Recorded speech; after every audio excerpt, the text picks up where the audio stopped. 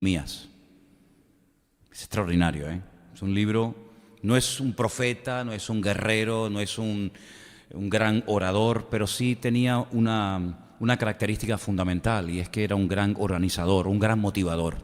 Un hombre que dejó su buena posición, su buen puesto de trabajo que lo tenía, y se va a una ciudad totalmente destruida, llena de escombros, donde todo el mundo está con una desgana y desmoralizados porque el país está totalmente en ruinas. Pero Nehemías logró animar al pueblo.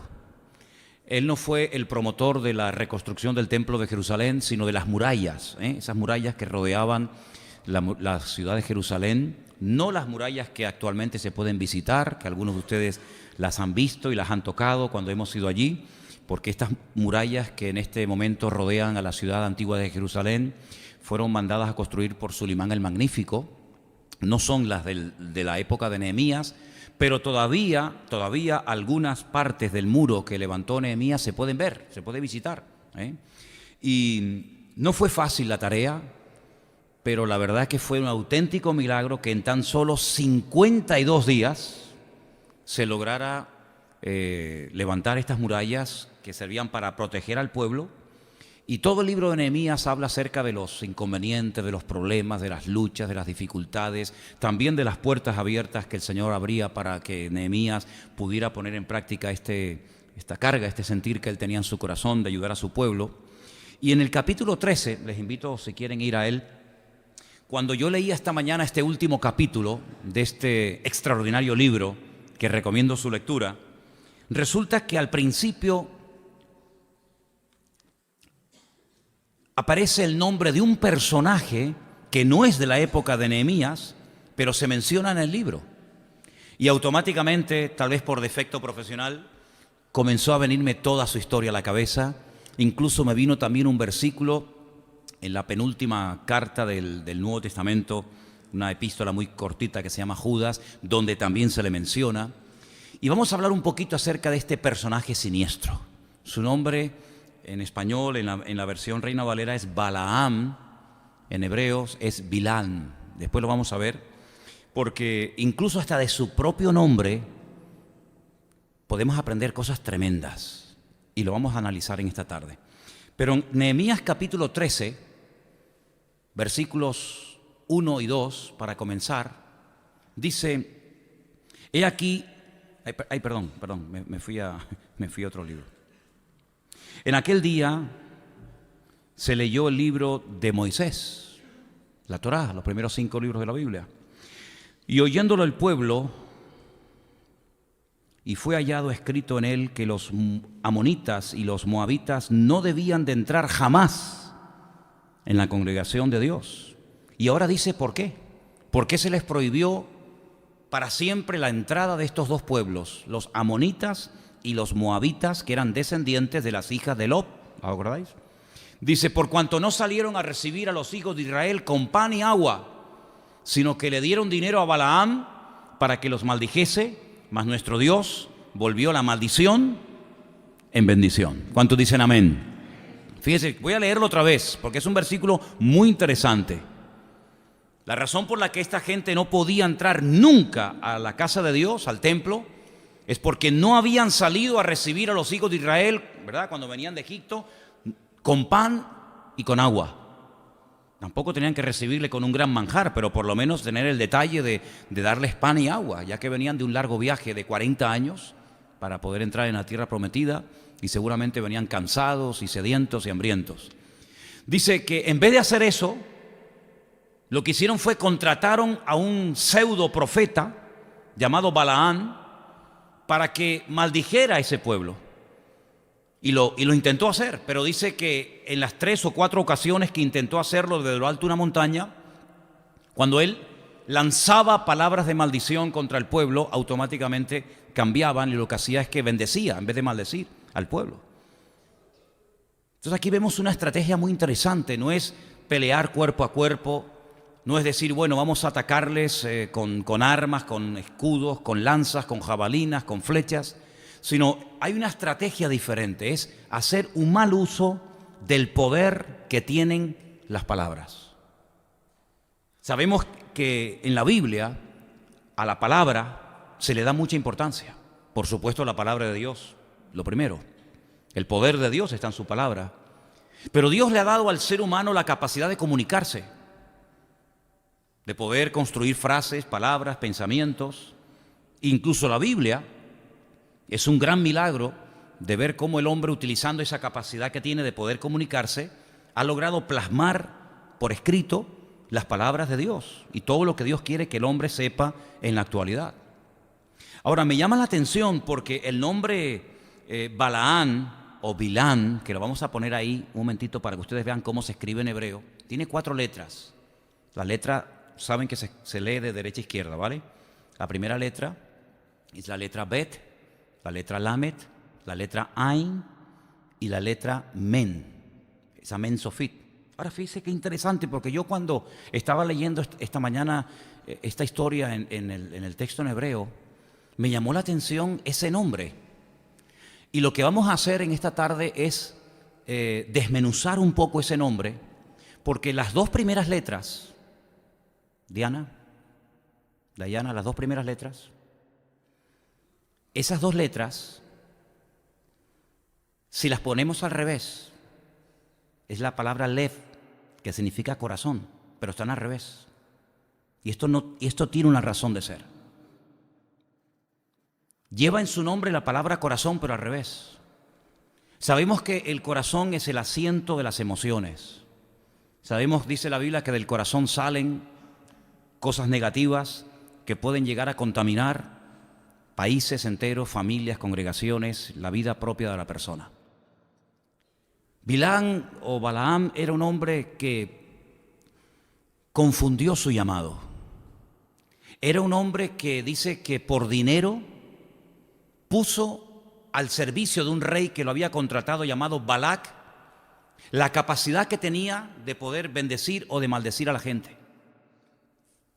Si tuviéramos que ponerle un calificativo a este personaje hoy en día, diríamos que era una especie de santero, una especie de brujo, que utilizaba el nombre de Dios, que conocía a Dios, que mencionaba a Dios, como muchos de esta gente también lo hacen, pero de una forma incorrecta, pervirtiendo y malutilizando el nombre de Dios y haciendo un mal uso de un don que supuestamente era el don de la profecía, pero que le salió, permítame la expresión, el tiro por la culata.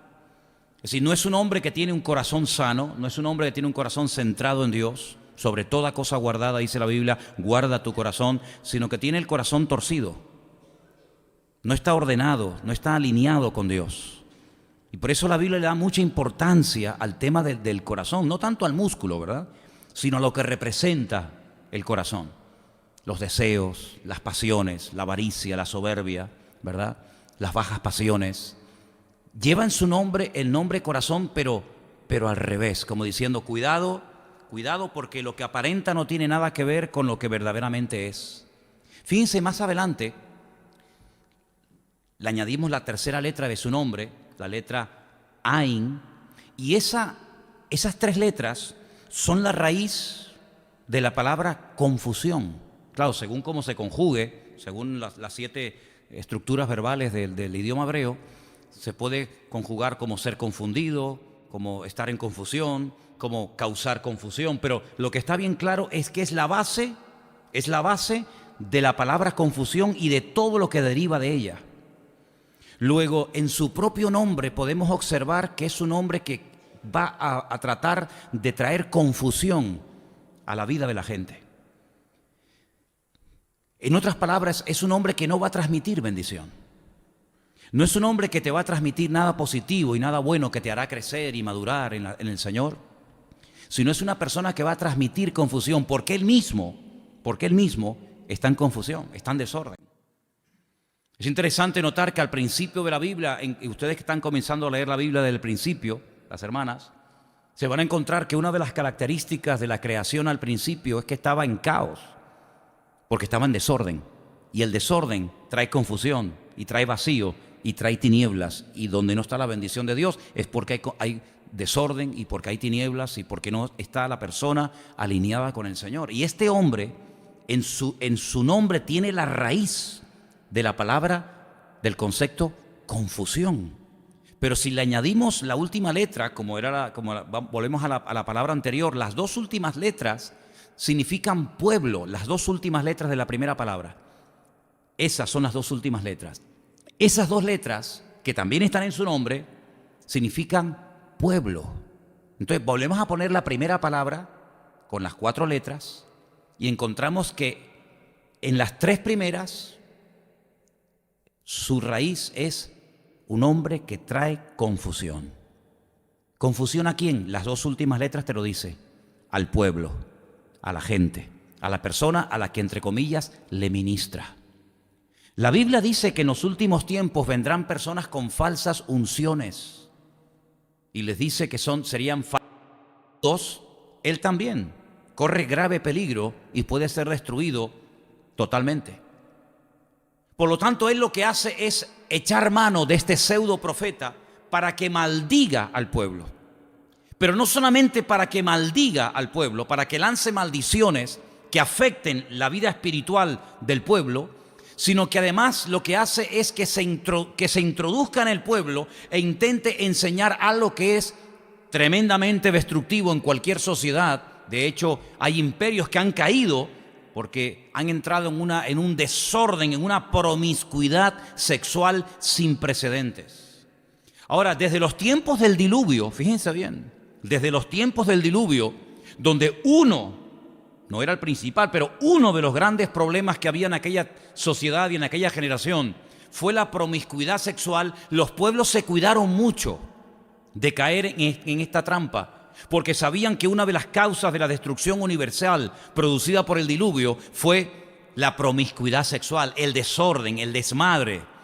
Por lo tanto, cuando Balaán aparece en escena, lo que él está tratando es de llevar a la gente al pasado, a ese desorden, porque ellos saben perfectamente que a Israel no se le puede vencer de ninguna manera en el campo de batalla, ni en las montañas, ni en el valle, de ninguna forma, porque Dios está con ellos y porque otros enemigos y pueblos más poderosos que Balac han caído. Por lo tanto, él le contrata, lo soborna, él acepta el dinero. Cuidado, porque en los últimos tiempos dice que algunos predicarán, sí, pero cuidado, pero por ganancia deshonesta. Lo harán pero por dinero. Lo harán porque si dejan de predicar son unos desgraciados que no tienen nada que hacer en la vida, pero utilizando el púlpito o el título de pastor, de obispo, de reverendo, apóstol o de lo que sea, se pegan la gran vida, pero si dejaran de hacer eso, serían unos desgraciados que no tienen ni dónde caerse muertos. Y esto es lo que hace Balaán. Balaán dice, bueno, yo quiero aprovecharme de la situación y si tengo que maldecir, maldigo. En otras palabras, yo voy a predicar, yo voy a pronunciar las palabras que él me está pidiendo que yo pronuncie. Y es interesante notar, porque una de las señales de los últimos tiempos es que muchos predicarán lo que la gente en el fondo quiere oír. Y por eso muchas veces proliferan y tienen mucho éxito lugares donde acuden multitudes de personas, pero porque no se sienten en ningún momento aludidos. En ningún momento se sienten confrontados con su desorden. ¿Por qué? Porque la persona que está predicando, la persona que está exponiendo el mensaje, en el fondo lo que está haciendo es endulzar los corazones y los oídos. Y no está trayendo verdadera palabra de Dios que confronta y redarguye, sino lo que está haciendo es decir lo que la gente en el fondo quieren oír. Que ustedes van a ser prosperados, que van a ser bendecidos, que todo le va a ir de maravilla, que el Señor está con ustedes, que nadie le podrá hacer frente en todo lo de tu vida, y manipulan la Escritura mencionando solamente las promesas, pero olvidándose de que a veces hay un precio que pagar, que es el ponerse en orden, vivir en santidad, vivir en obediencia, para que esas promesas se hagan realidad en nuestra vida. ¿Me explico, hermanos? Ahora, en este capítulo que las acabo de mencionar en esta tarde, se menciona a Balaán como una persona que intentó maldecir al pueblo. ¿Existirá gente hoy en día así? ¿Habrá gente hoy en día que tal vez no conozcamos personalmente, o a lo mejor sí, cuyo objetivo es maldecir, tratar de dividir tu matrimonio, tratar de arruinarte la vida y de meterte en unos líos que no sabes ni de dónde vinieron ni cómo salir de ellos? Te puedo asegurar que sí, querido hermano y amigo. Te puedo asegurar que así como hay gente que son personas utilizadas por el Señor, que vienen para traer palabra y vienen y Dios los pone en tu camino para ayudarte a crecer y a madurar. Te puedo asegurar de que también hay muchísima gente que se ha prostituido espiritualmente hablando, y hasta por dinero o sin necesidad de recibirlo, lo que pretenden es traer maldición y desastres a los pueblos. No es nada nuevo, ni estoy diciendo ninguna cosa nueva, cuando digo que muchísimos reyes y políticos y emperadores y César, etcétera, etcétera, a lo largo de la historia han tenido siempre en su corte, siempre han tenido alrededor de ellos a estos magos, astrólogos, adivinos, sátrapas, santeros, curanderos, etcétera, etcétera, para que les ayudaran a obtener grandes batallas, para que les protegieran de males espirituales que pudieran afectarles en su vida diaria, etcétera, etcétera. Incluso hasta el día de hoy, muchísimos grandes políticos y grandes estadistas de la humanidad, de la historia, tienen a su turno, a su lado el brujo de turno que les echa las cartas, que les pronostica lo que va a pasar, lo que no va a pasar, lo que tiene que hacer y lo que no tiene que hacer. Y es un mundo tenebroso. Es un mundo real, pero dice la Biblia que nosotros, los hijos de Dios, no tenemos que tenerle ningún tipo de temor, ni a ellos, ni al que está detrás de ellos, porque el que está en nosotros es mayor que el que viene contra nosotros. Es real, pero no tenemos que tener ningún temor, siempre y cuando, escuche bien, subrayo, siempre y cuando usted esté bien alineado con el Señor, siempre usted esté viviendo en santidad, en orden, en obediencia y en victoria, y siempre y cuando usted verdaderamente sea un hijo de Dios que ama al Señor y que lo tiene a Él en su corazón. Si usted no anda en orden, usted puede ser vulnerable en cualquier momento contra estas acechanzas del diablo, dice la Escritura en Efesios capítulo 6. Ahora, quiero que vengan conmigo al libro de Números, el capítulo 22, donde se nos relata la historia de este personaje. Ahora, déjenme que les diga algo mientras lo van buscando. En Números capítulo 22 y en otros pasajes, se nos da más información sobre Balaán que, por ejemplo, sobre muchos apóstoles. Se habla más en la Biblia de Balaán que, por ejemplo, de Tomás o de Santiago, o incluso de María, la madre de Jesús, o de su padre José. Sí, hay tanta información sobre este personaje, porque hay tantas cosas que tenemos que aprender de aquí, que vamos a leerlo tranquilamente en esta noche. Números capítulo 22. Dice el versículo 1: partieron los hijos de Israel y acamparon en los campos de Moab. Moab hoy en día es Jordania, ¿vale? Israel, cuando venía del sur, no entró directamente por el sur de Israel, sino que dio un rodeo y se metió por el este, y del este quería entrar cruzando el río Jordán a la tierra prometida. Entonces dice que se acamparon en los campos de Moab junto al Jordán, enfrente de Jericó. Es muy bonito cuando vamos a Israel. Yo llevo a los grupos al sitio exacto donde las tribus de Israel pasaron por el río Jordán, y automáticamente usted, hasta el día de hoy, enfrente ve la ciudad de Jericó. Si usted tiene Jericó enfrente suya, usted está aquí en el río Jordán, y aquí detrás de usted está Moab, o lo que hoy en día es Jordania. Y ese texto, cuando usted lo lee allí, pues lo entiende mucho mejor porque lo ve realmente como era, ¿no? Versículo 2 dice: y vio Balac, hijo de Zippor, todo lo que Israel había hecho al amorreo. Ahora, me llama la atención, fíjate qué curioso. Le llamó la atención a él lo que le había hecho al amorreo. ¿Y por qué no mencionan lo que le había hecho Israel, por ejemplo, a los egipcios? Porque lo que Israel le hizo a los egipcios, en comparación a lo que le hizo a los amorreos, no tiene nada que ver. A Egipto lo dejó destruido, arruinado completamente. Mira, hasta el heredero, el hijo del faraón, murió.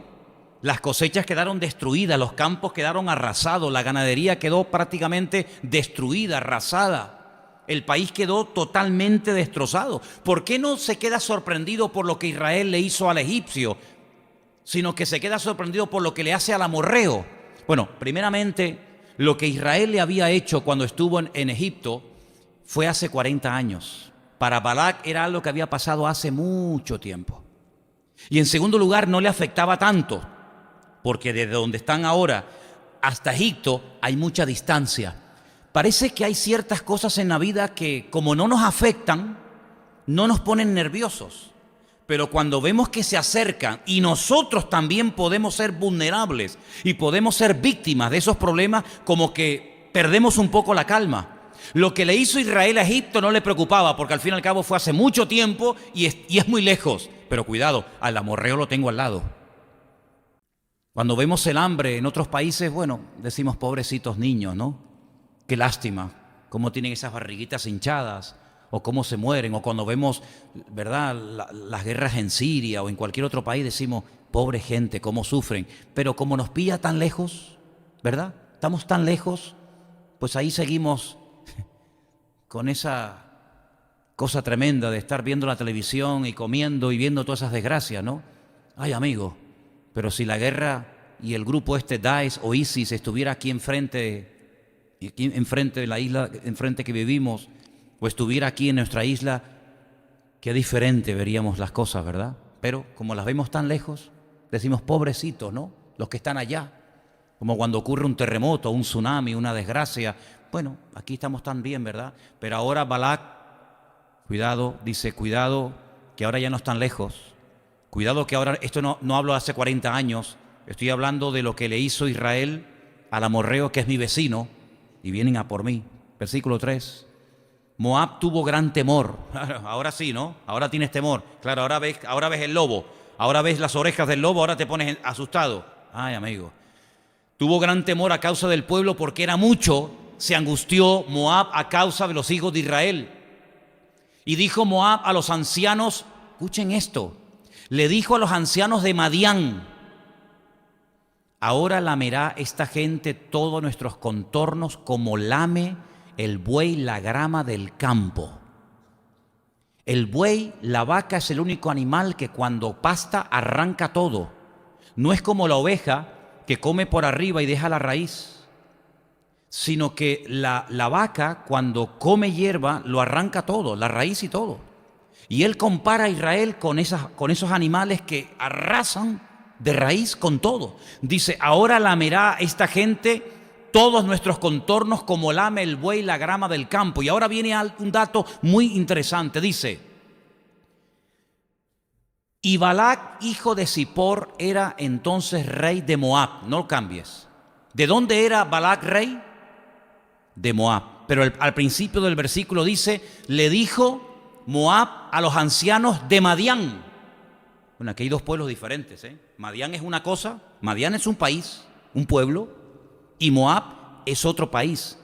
Yo no sé cómo está usted de conocimiento de la Biblia, pero usted puede llegar a la conclusión de que estos dos pueblos, Moab y Madián, se odiaban, se mataban entre ellos. Pero ahora tienen un enemigo en común. Ahora Madián y Moab tienen que unirse porque el enemigo Israel es más fuerte que los dos. Por lo tanto, si seguimos peleándonos entre nosotros, tanto tú como yo, vamos a ser destruidos. Lo que vamos a hacer es llevarnos bien, hacer una especie de pacto de no agresión y unirnos porque viene un enemigo más fuerte que nosotros, que es Israel, y como no nos unamos, nos van a destruir. Después hablaremos de esto. ¿Por qué se unió a Madián y no se unió, por ejemplo, a otro pueblo? Vamos a verlo después. Versículo 5. Por tanto, envió mensajeros a Balaam, hijo de Beor, en Petor, que está junto al río en la tierra de los hijos de su pueblo, para que lo llamasen diciendo, un pueblo ha salido de Egipto y he aquí cubre la faz de la tierra y habita delante de mí. Ahora, vamos a pararnos en este texto. Él envía mensajeros a este personaje siniestro llamado Balaam, que dice que es hijo de un tal Beor, y lo manda a Petor. ¿Por qué menciona el sitio donde él vivía? ¿Qué más da donde viviera Balaam? ¿Por qué menciona Petor? Miren, a usted le suena la palabra cambista, ¿verdad? ¿Sí o no? Dice la Biblia que cuando Jesús entró al templo, ¿sí o no? Estaban allí ¿quiénes? Los cambistas. ¿Y quiénes eran los cambistas? Eran personas muy solicitadas porque eran personas que tenían continuamente mucho trabajo, porque la gente cuando iba a comprar o a vender mercancías tenían que cambiar a los cambistas las monedas ¿verdad? Para poder comprar o vender mercancías. Y entonces en hebreo la palabra cambista es la palabra shulhan, shulhaní, que viene de la palabra shulhan, que significa mesa. Ellos se ponían en una mesa y ahí tenían las distintas monedas que cambiaban a la gente cuando venía de otros pueblos y que querían comerciar o comprar o vender mercancías. Pero esa palabra petor es una palabra aramea que viene de la palabra petorá, que significa cambista o significa mesa. Petor, el pueblo donde él vivía, es el nombre de a lo que él se dedicaba. Era un hombre, Balaam no era un desconocido. Fíjese quién lo quiere contratar. Lo quiere contratar un rey. Si un rey quiere contratar a un santero, tiene la capacidad y el poder económico y la autoridad para contratar al mejor, ¿sí o no? ¿Sí o no? No va a contratar a un mequetrefe que nadie lo conoce, a alguien que dice, bueno, ¿y este quién es? No, este no. No, él va a un lugar donde hay una persona públicamente conocida, muy solicitada, y él va a contratar al mejor, y el mejor se compara con un cambista. La palabra petor significa cambista en arameo, como dando a entender de que era muy solicitado en sus servicios. En otras palabras, Balaam, cuando fue a maldecir al pueblo de Israel, Balac tenía la seguridad de que aquel negocio iba a salir bien porque había contratado al mejor brujo de la época, que además él creía que era un profeta. Es decir, aquí hay un ambiente espiritual muy turbio, aquí hay un trasfondo espiritual muy extraño, y aquí lo que se pretende es mover el mundo espiritual, ponerlo a tu favor para que este pueblo no avance y venga y destruya mi tierra, mi país y mi persona. Ahora, el hombre siempre ha echado mano del mundo espiritual para obtener favores, para tener paz, para recuperar al marido que se fue con otra, o para que el niño que se fue de la casa y no sabe dónde está metido o qué rayo está haciendo, vuelva otra vez a la casa, o para que aquella deuda que tengo la pueda terminar de pagar, o para que aquello que tengo digamos endeudado o hipotecado lo pueda. Y el hombre siempre ha tratado o de recurrir a la quiromancia o a la necromancia o a cualquier arte mágico con tal de que la vida le sonría y con tal de que la vida le vaya bien. Y aquí vemos a un rey llamado Balac que dice, yo tengo un problema que con todo el ejército que tengo no puedo resolver. Aquí el rey Balaam se da cuenta de que hay un trasfondo espiritual que se le escapa de sus manos, pero él quiere manipularlo. Él quiere contratar y poner a un hombre llamado Balaam a su favor para que maldiga espiritualmente a este pueblo, para que cambie la situación espiritual y física del pueblo. Sin embargo, la palabra de Dios nos enseña que a pesar de que este hombre fue sobornado, no pudo hacer absolutamente nada para poder maldecir al pueblo de Dios, porque ningún arma forjada que se levante contra un hijo de Dios prosperará. ¿Cuántos dicen amén? Ninguna. Ahora usted tiene que partir de la base, lo creas o no, sí, lo que tú crees en este sentido no afecta a la realidad. Hay otras cosas que sí, pero en este sentido, lo que te voy a compartir ahora, lo creas o no lo creas, la realidad sigue siendo la misma. El mundo espiritual es tan real como la silla en la que usted está sentado en esta noche. Es más, este mundo en el cual vivimos es simplemente una sombra de una realidad que sus ojos no ven, pero que es tan real como la silla que usted está sentado en el día de hoy. ¿Por qué? Porque el mundo espiritual en la Biblia es perfectamente descrito para que no seamos tan torpes, para que no seamos ignorantes y nos demos cuenta de que incluso hasta el Dios en el cual creemos los cristianos se mueve en un mundo espiritual que no vemos. Nosotros creemos por fe, no por vista. Por eso la Biblia dice que somos bienaventurados, porque bienaventurados son los que creyeron y no vieron. Nosotros creemos en un Señor Jesucristo que decimos que ha cambiado nuestra vida, pero que nunca hemos visto. Nosotros creemos en un cielo y esperamos ir a un cielo que nunca hemos visto. Nosotros creemos en un infierno, en una condenación eterna que no hemos visto, pero que creemos por fe que existe. Nosotros creemos en ángeles que nunca hemos visto, aunque yo una vez vi uno, pero que son tan reales como la vida misma. Y por lo tanto lo que estamos viendo en este pasaje, en esta noche, es que este rey sabe perfectamente que si uno logra moverse en ese terreno espiritual y ponerlo a tu favor, él cree que puede obtener grandes victorias. Pero nunca nadie que se ha metido en el mundo tenebroso de la brujería, de la hechicería y de todas estas artes mágicas, nunca ha salido bendecido, sino siempre ha salido peor de lo que entró. Porque el diablo es un ladrón que aparentemente le da a la persona lo que quiere, pero que después te pasa la factura, y nunca jamás el hombre tiene capacidad de pagarle la factura al diablo. Porque es un ladrón que viene a hurtar, a matar y a destruir. Puede ser que durante un tiempo te sonrían las cosas y, ay, mira, lo recuperé. Ay, qué bien pude conseguir aquello. Ay, qué bien pude conseguir aquello otro. Pero no te olvides de que el precio que tendrás que pagar a corto y a largo plazo va a ser terrible. Terrible. Y el diablo no perdona, porque el único que puede perdonar es Dios. El diablo es castigador, el diablo es cruel, y el diablo jamás te va a perdonar una deuda que tú le debas. Nunca, jamás. Solamente Dios tiene la capacidad de poder perdonar. Ahora, nosotros estamos leyendo en el capítulo 22, versículo 5, y hay una expresión muy interesante, y dice: por tanto envió mensajeros a Balaán, hijo de Beor, en Petor, que está junto al río, en la tierra de los hijos de su pueblo, para que lo llamasen, diciendo, para que lo llamasen. En hebreo dice likró-lo, es decir, te estoy llamando para ti. Sería una traducción muy extraña. No solamente mando mensajeros o personas para que te llamen y me hagas este favor, sino que te estoy llamando para ti. Eso no tiene ningún sentido en español.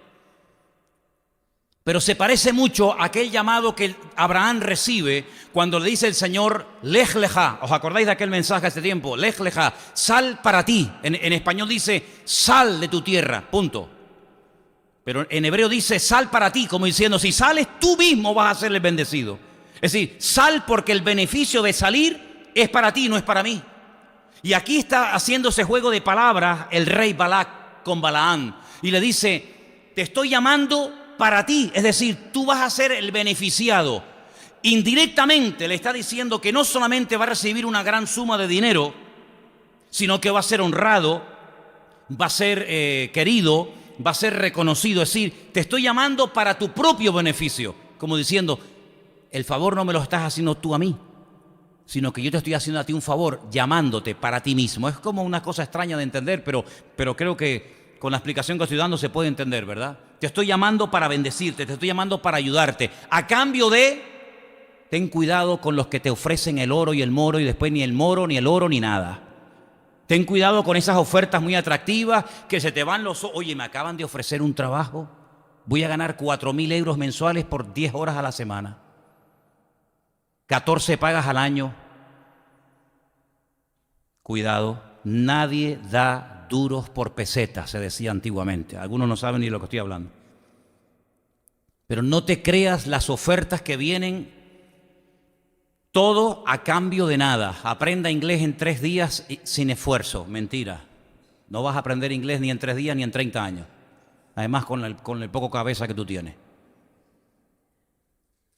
En la vida cristiana, el que viene a ofrecerte todo a cambio de nada, no le hagas caso, te está mintiendo. Llámese apóstol, pastor, reverendo, obispo, me da igual. Venga adelante, yo le voy a poner las manos, oro por usted y usted mañana va a ser bendecido y prosperado. Mentira, mentira. ¿Por qué no te dice que te pongas en orden, que dejes a la querida, que pagues lo que debes, que no mientas, que no robes, que no vivas en adulterio, en fornicación? ¿Por qué no te lo dicen? Porque si te lo dicen, te das media vuelta y te vas.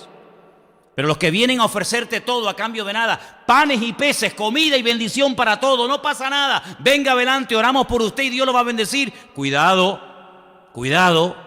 Había momentos en los que al mismísimo Señor Jesucristo se le iba la gente. Al mismísimo Señor Jesucristo, el mejor predicador, el mejor evangelista, el mejor pastor, el mejor maestro de la época, la gente se le iba ofendida porque no le hacía gracia lo que estaban escuchando. Y se lo decían al maestro. Así que te estoy llamando para hacerte un favor. Cuidado, cuidado, pon todo en la balanza, ora. Porque lo que suena muy bonito, si no oras y consultas con el Señor, se entiendas ni lo veas ahora. Balaam fue e intentó maldecir al pueblo. Derramaba sangre, siempre en todo tipo de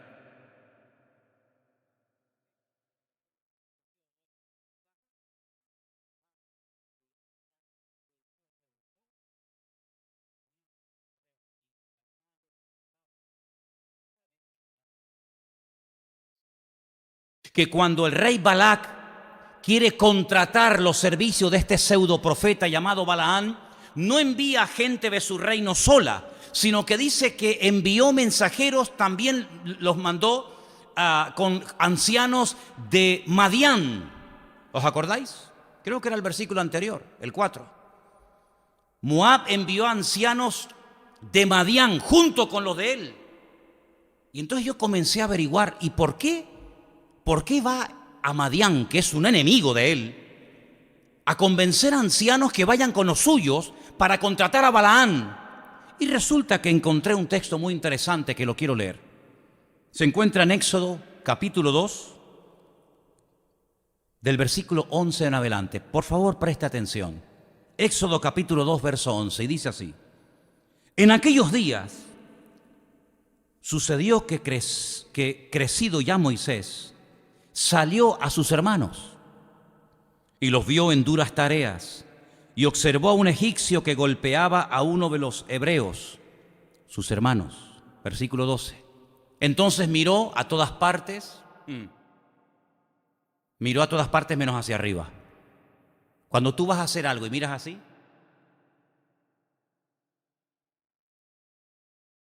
no me está viendo nadie y lo hago, cometiste un error. Al que tenías que haber mirado era así.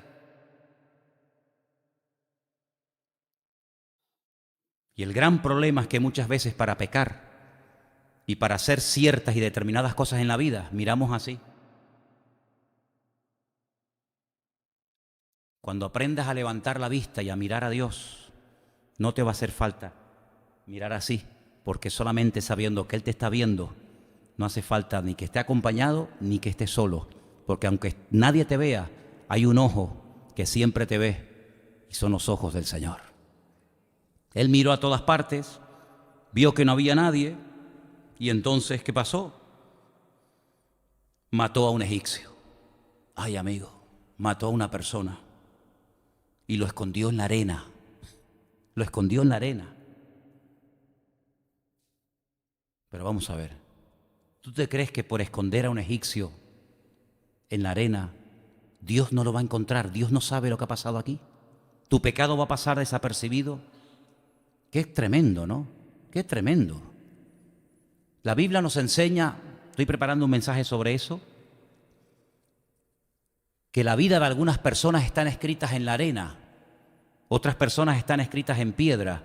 Ahora pueden entender por qué el Señor escribía en la arena, porque dice la Biblia que hay algunas personas que su vida está escrita en la arena y otro está escrito en piedra, pero eso es un tema para otro día. Pero dice que al mirar de todas partes, mató al egipcio, lo escondió en la arena, y al día siguiente, 24 horas más tarde, salió y vio a 2 hebreos que reñían. Entonces dijo al que maltrataba al otro: ¿por qué golpeas a tu prójimo? Y él le respondió: ¿quién te ha puesto a ti por príncipe y juez sobre nosotros? ¿Piensas matarme como mataste al egipcio? Entonces Moisés tuvo miedo, amigo, y dijo: ciertamente esto ha sido descubierto. Verso 15. Oyendo Faraón acerca de este hecho, procuró matar a Moisés, pero Moisés huyó delante de Faraón y habitó en la tierra de Madián. Ay, ahí está otra vez.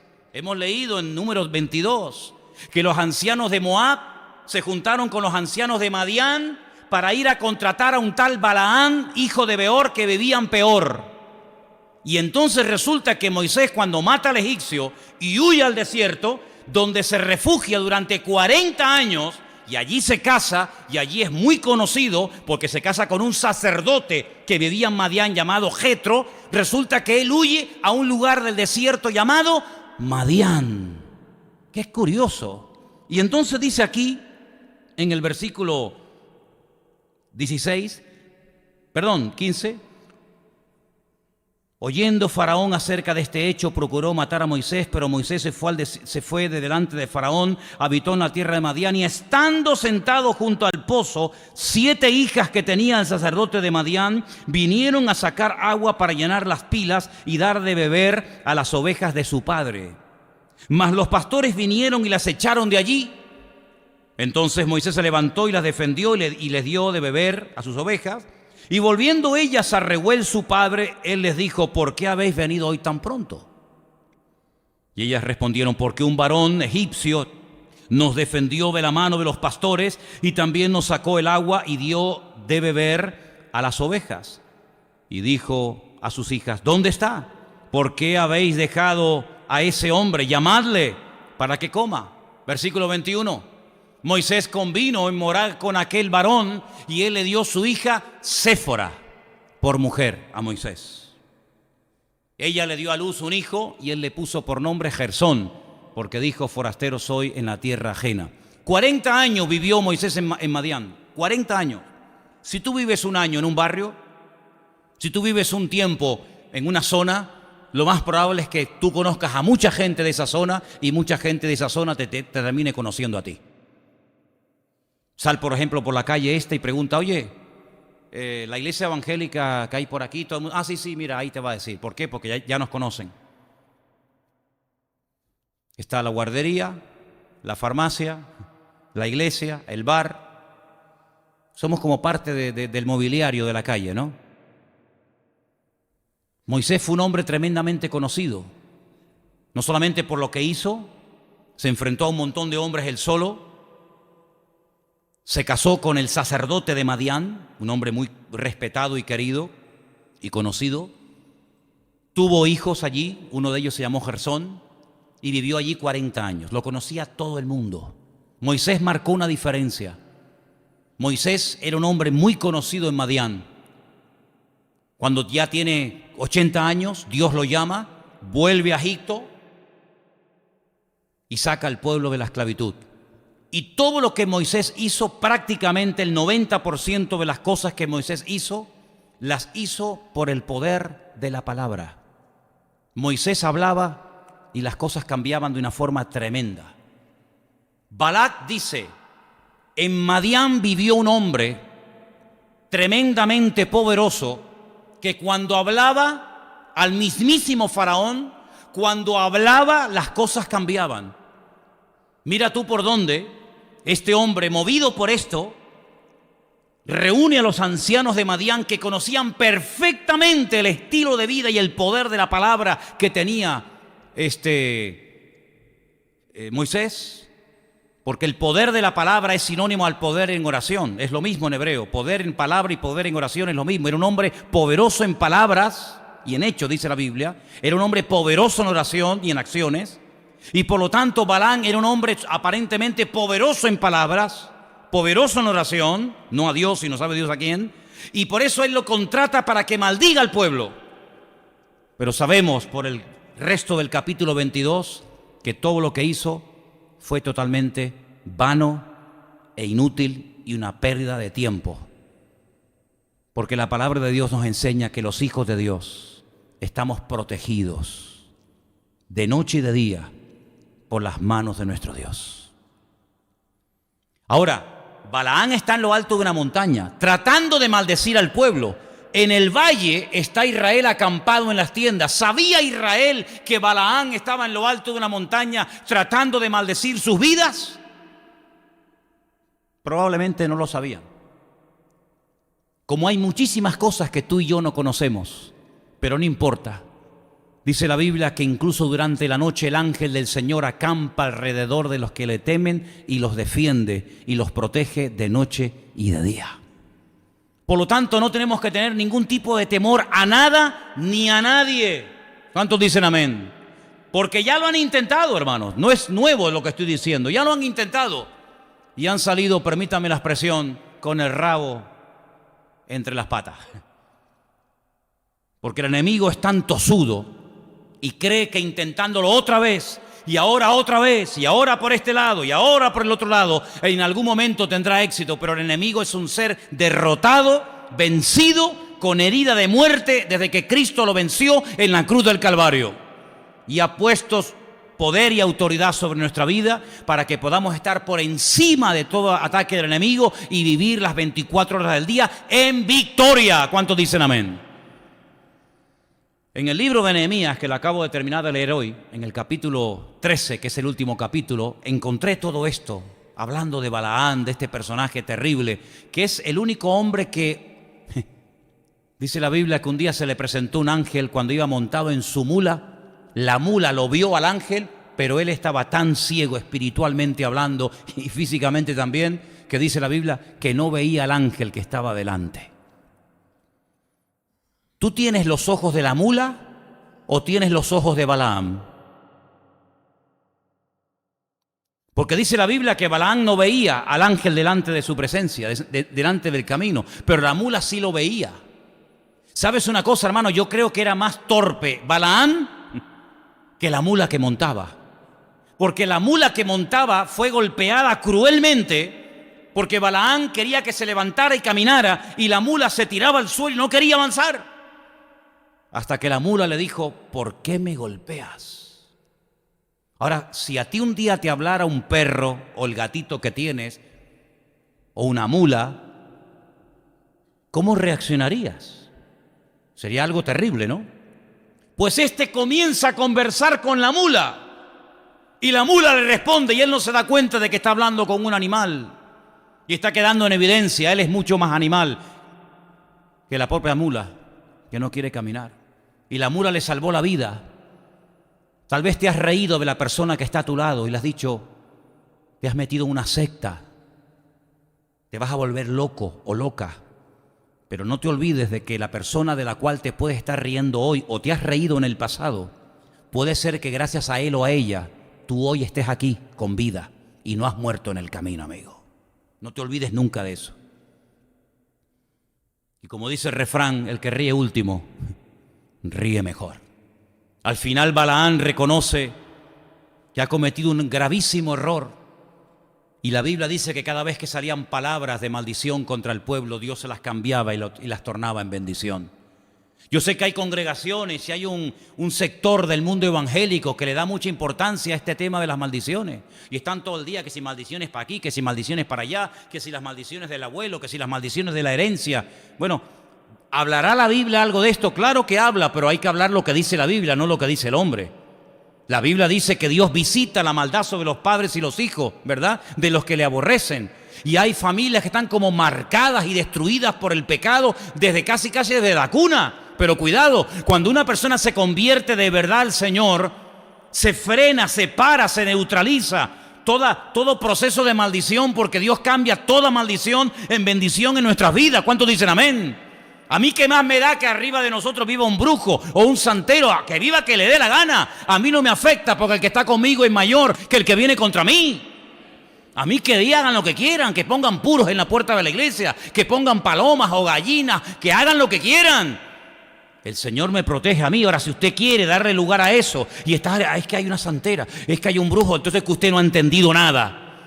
Porque el poder de Dios es el poder verdaderamente real que protege y que estará con nosotros siempre, todos los días, hasta el fin del mundo. Así que déjese de diablo y san diablo y brujo y tal, porque hermano, el que está con nosotros es mucho mayor que todas esas vainas. ¿Cuántos dicen amén? Ahora, en el libro de Nehemías, y termino, quiero que vuelvan conmigo al capítulo 13, si no les importa.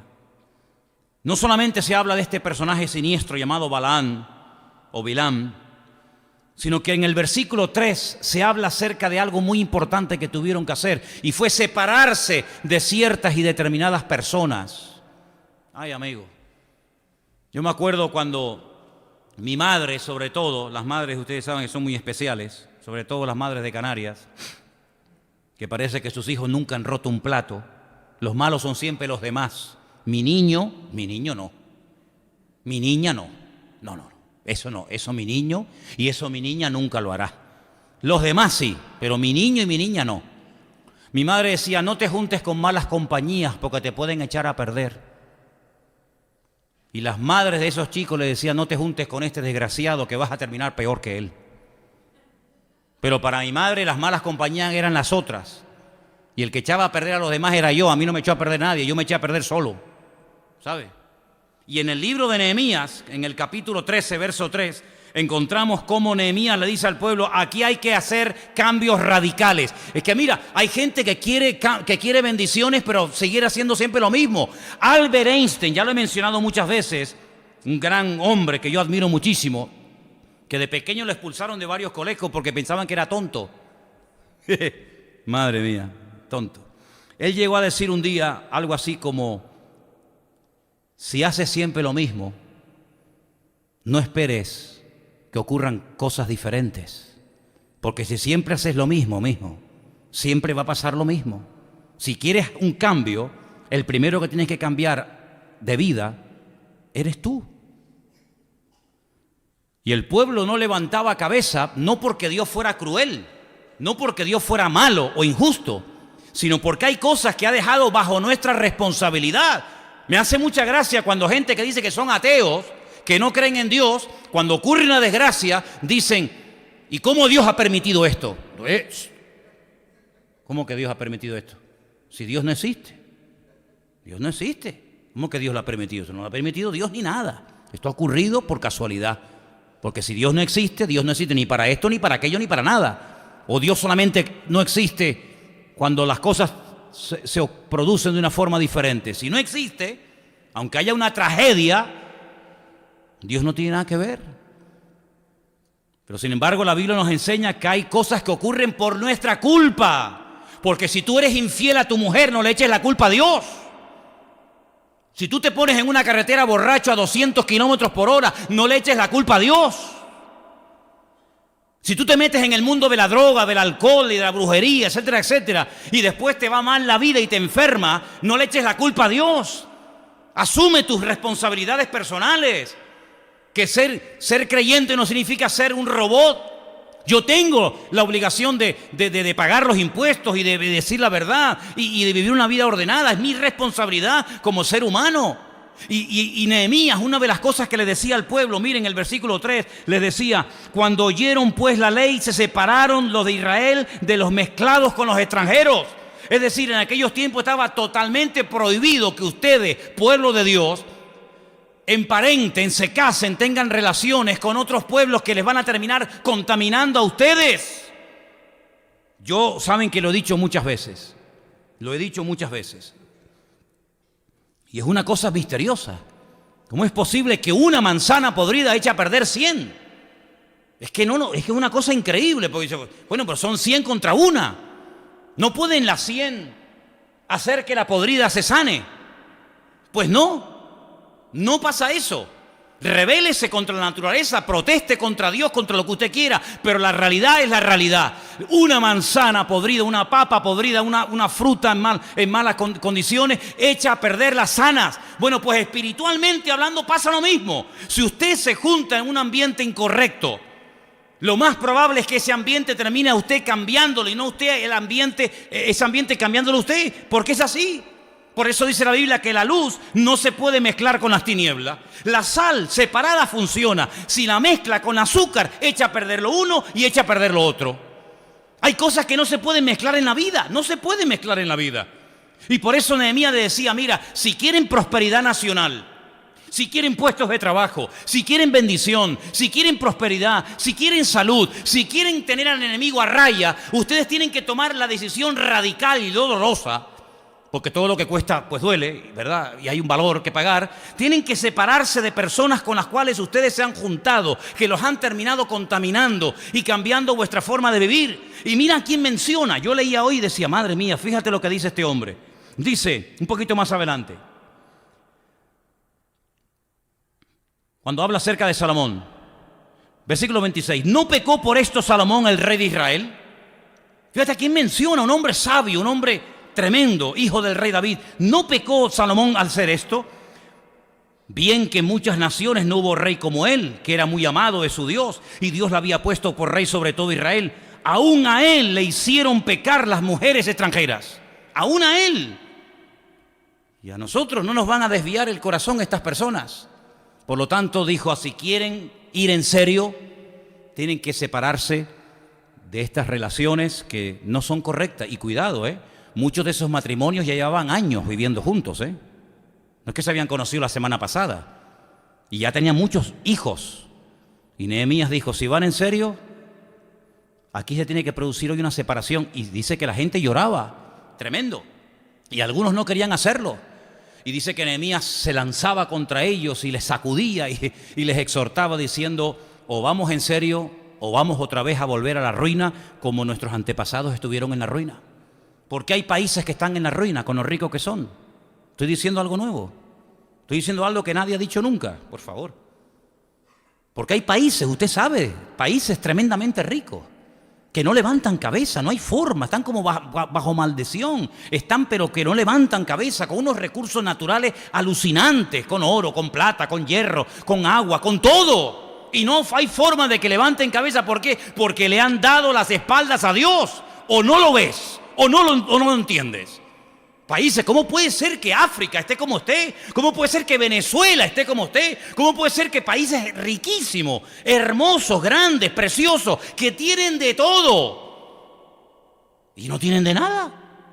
Y te vas a Suiza, yo estuve la semana pasada en Suiza. ¿Qué tiene Suiza, hermano? ¿Qué tiene en Suiza? ¿Chocolate? ¿Chocolate? Que encima ni lo plantan, porque en Suiza no hay tierra para plantar, todos son montañas, y montañas, y montañas. Y tú dices, ¿pero qué tienen los suizos? Chocolate y relojes, y bancos.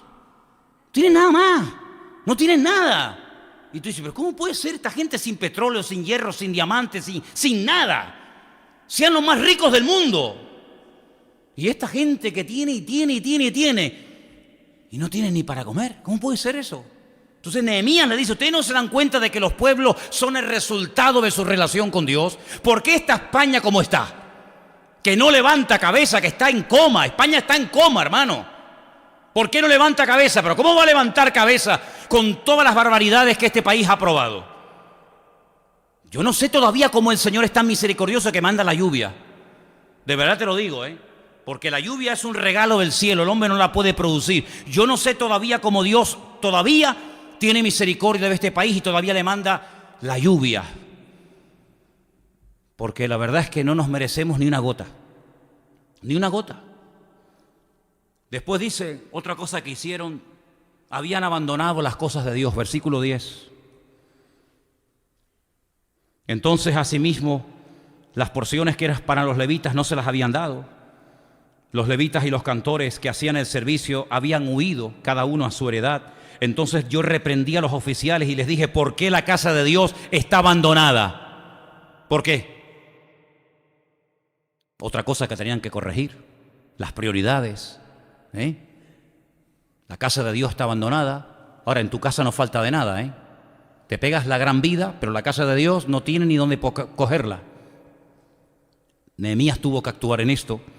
Versículo 15. Profanación de un día que ellos sabían que no podían trabajar. En aquellos días yo vi en Judá algunos que pisaban en lagares en el día de reposo. Se ponían a trabajar. Y que acarreaban haces y cargaban asnos con vino y también uvas, higos y toda suerte de cargas, y que traían a Jerusalén en el día de reposo, y los amonesté acerca del día en el que vendían sus provisiones.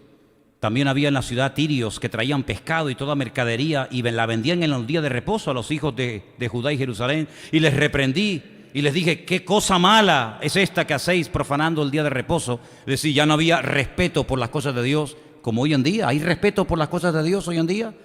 En los carnavales hay gente que se disfraza de Jesucristo. Homosexuales que se disfrazan con la cruz, con la túnica, con la corona de espinas de Jesucristo. Y hacen una parodia de los discípulos de la Santa Cena. Eso es un sacrilegio, eso es una vergüenza. Estos desgraciados de Podemos, que son todos una partida de demonios, que Dios nos libre de esta gentuza, se meten en iglesias, con las cuales yo no comparto su doctrina, pero una cosa es que no comparta su doctrina y otra cosa es que falta el respeto, caramba. No le hagas a los demás lo que no quiera que te hagan a ti. Pues han sido capaces de meterse en iglesias católicas, profanando una misa. ¿Total para qué? Absolutamente para nada. Esto es lo que hacía la gente, profanaba las cosas de Dios, profanaba los lugares santos. Se ha perdido el respeto completamente. Tú no puedes entrar a una mezquita, tú no puedes entrar a una misa, tú no puedes entrar a una sinagoga, como se hizo en Venezuela y se quemaron los rollos de la Torá y se defecó encima de ellos, como se hizo en la época de Chávez. O sea, hay cosas que no se pueden hacer bajo ningún concepto, hay unos mínimos. Y cuando se rompen esos mínimos, las maldiciones que vienen sobre esos pueblos, y si no, mira cómo están, caramba, mira cómo está esa gente. No levantan cabeza. ¿Por qué? Porque cuando se mete uno con el hombre, pues bueno, a ver quién puede más. Pero cuando te metes con Dios, amigo, y cuando te metes contra el pueblo de Dios, eres hombre muerto. Y si no, miren, no llegó ni al año el que había maldecido al pueblo de Dios. No llegó ni al año. Y le brotó el cáncer donde él dijo, ¿qué te parece, amigo? Ni siquiera desenterrando el cuerpo de Simón Bolívar, haciendo un ritual, fue sanado de su cáncer. Porque el que se mete con Dios, amigo, es hombre muerto. Dura cosa te es dar cosas contra el aguijón, le dijo el Señor a Pablo. ¿Qué te parece? Y esta gente cayó en este pecado, profanando las cosas de Dios. ¿Cómo es posible? ¿Cómo es posible que ahora, hace unos días, se haya permitido a 3 drag queen salir en una carroza donde iban a ir miles y miles de niños para enseñarles qué? A ser unos degenerados como ellos? Eso se le va a enseñar a los niños. Ya también nos metemos con eso. ¿Por qué no se van a la Meca? ¿Por qué no se van a la Meca y hablan mal en contra de Mahoma o hablan mal en contra del Corán? Porque no son capaces de hacerlo. Porque no duras ni media hora, amigo. No duras ni media hora, ¿verdad? Pero contra los cristianos todo vale, no pasa nada. Nehemías dijo, no, esto no puede ser así, mijo. Esto no puede ser así, tiene que haber un cambio. Y les dijo, y como sigan parándose en la puerta de Jerusalén a vender su mercancía, me vuelvo contra ustedes y los liquido. Y se tuvieron que ir. Versículo 23, algo terrible. Vi asimismo en aquellos días a judíos que habían tomado mujeres de Asdod, amonitas y moabitas, y la mitad de sus hijos hablaban la lengua de Asdod, porque no sabían hablar judaico, sino que hablaban conforme a la lengua de cada pueblo. Estaban perdiendo su identidad. ¿Qué es lo que está tratando el mundo hoy en día? De quitarles la identidad a nuestros hijos, de quitarles la identidad a los seres humanos. Y todos se tienen que vestir así, y tienen que hablar así, y tienen que hacer esto, y tienen que hacer aquello, tratando de manipular, ¿verdad? Cambiando la identidad. Ya no sabían ni hablar el idioma de la Biblia, ya no sabían leer las Escrituras, porque ya estaban tan acostumbrados a vivir entre inconversos que hablaban hasta como inconversos.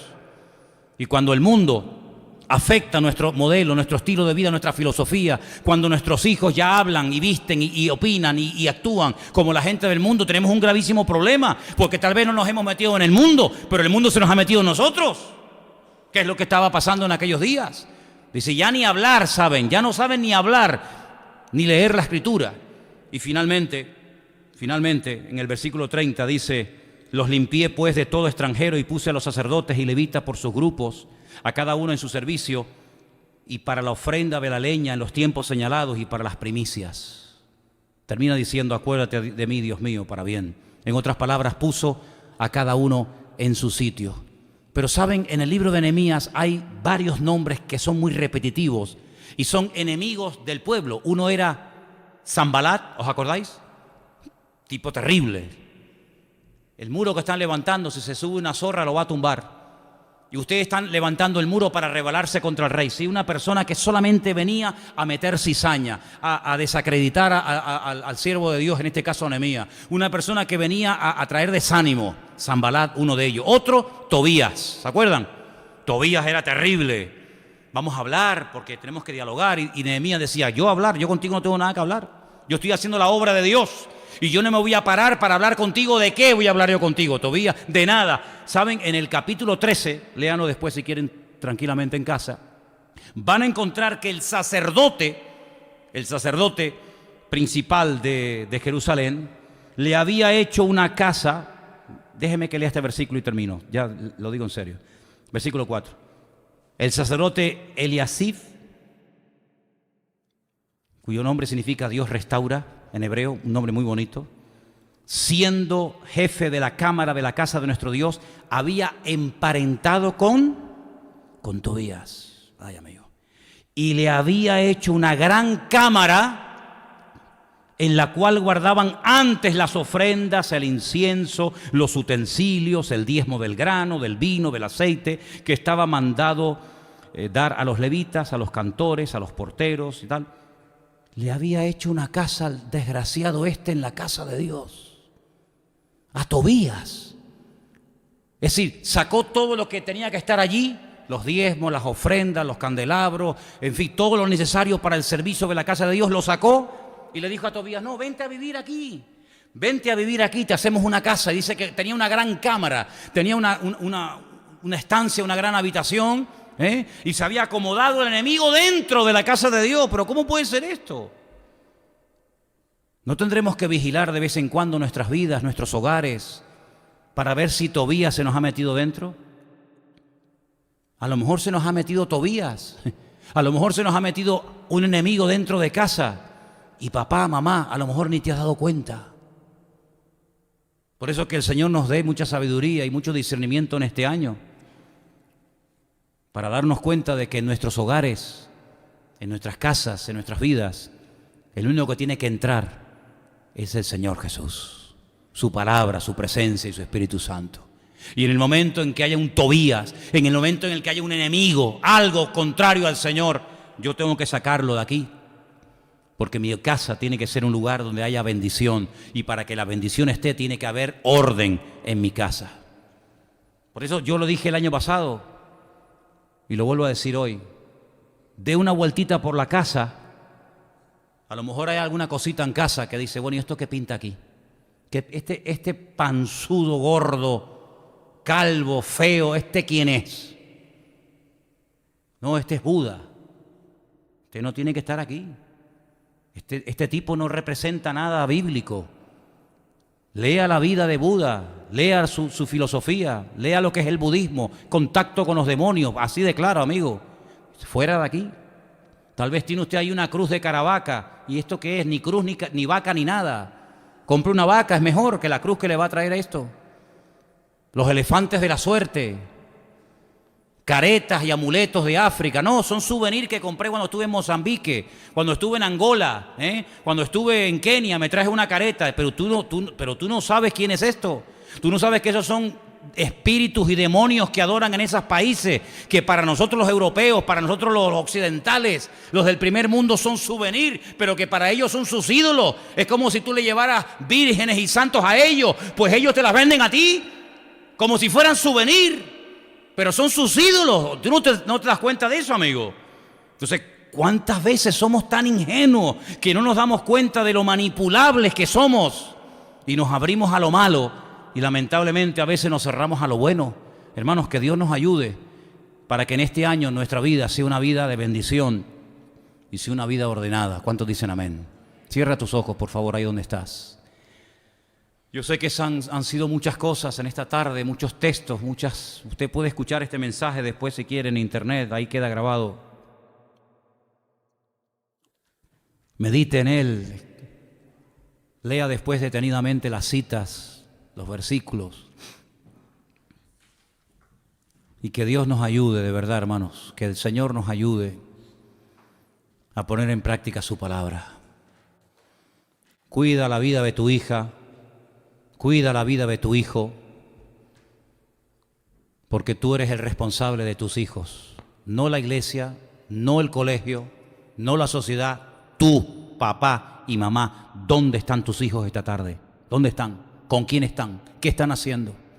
Es tu responsabilidad por la cual tendrás que rendir cuenta delante de Dios. Después no te quejes, no te lamentes, no llores después. Es mejor que llores ante la presencia de Dios ahora, intercediendo y clamando por ellos y por ellas, que el día de mañana, por no haberles dedicado tiempo, llores las lágrimas del cocodrilo. Pídele al Señor sabiduría como padre, como madre. Tanta falta necesitamos de sabiduría. Que Dios nos guarde durante todo este año 2018 de todo el bombardeo que estamos recibiendo cada día, tratando de que nos comportemos y vistamos y hablemos y actuemos como el mundo. Que Dios guarde nuestra forma de hablar, que Dios guarde nuestras casas, porque si fracasas en la casa, has fracasado en todo, amigo. Que el Señor nos ayude a ponerle a Él en primer lugar. Que el Señor nos proteja de enemigos que sutilmente se quieren meter en nuestras vidas. Y antiguamente tenían nombre y apellido según la Biblia. Hoy en día son tal vez enemigos virtuales que entran a través de un móvil, a través de un ordenador, ¿sabe Dios qué? Pero siguen siendo igual de destructivos que hace 3.000, 4.000 años atrás. Vivimos en una sociedad tremendamente sofisticada, pero nunca hemos sido los seres humanos y los cristianos tan vulnerables como en estos tiempos. Porque ya no tenemos que ir al mundo a pecar. Ya el mundo se nos mete dentro, lo llevamos en el bolsillo. Y en cualquier momento salta un Tobías, salta un Sanbalat y se nos mete nuestro estilo de vida y nos condiciona y nos manipula y nos absorbe nuestra vida. Señor, ayúdanos en este año 2018 que recién comienza a ponerte a ti en primer lugar en nuestra vida y a no tener temor de nada ni de nadie, porque cuando confiamos en ti, tú has prometido cuidarnos todos los días hasta que vengas a buscarnos, Dios. Recibe la gloria y la honra en esta noche, mi Señor, en el nombre soberano de Jesús.